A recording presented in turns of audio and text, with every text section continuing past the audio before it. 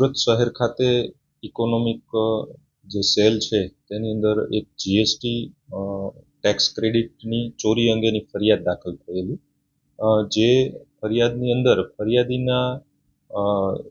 જે જીએસટી એકાઉન્ટની અંદર ટેક્સ ક્રેડિટ જમા થયેલી હતી લગભગ 50 લાખ આસપાસ, તેની ચોરી કરી અને નુકસાન કરેલું એ બાબતની ફરિયાદ મળેલી, જે તપાસ અમો કરતા હોય, જેમાં મહેરબાન પોલીસ કમિશનર શ્રી અનુપમ ગેહલોત સાહેબ દ્વારા સતત માર્ગદર્શન હેઠળ સદર ગુનો ડિટેક્ટ કરેલ છે અને ભાવનગરની અંદર રહેતો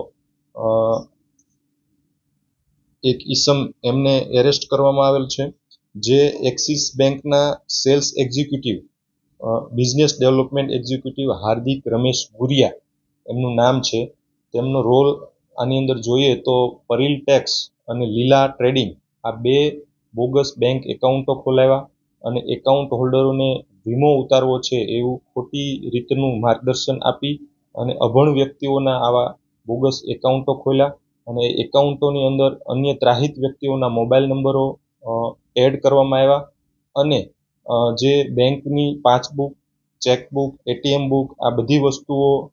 અન્ય વ્યક્તિઓને આપવામાં આવેલ છે, જે બાબતે આ ઈસમની ધરપકડ કરવામાં આવેલ છે અને એમના રિમાન્ડ મેળવવાની તજવીજ કરવામાં આવેલ છે. આગળની તપાસ અત્રે શરૂ છે.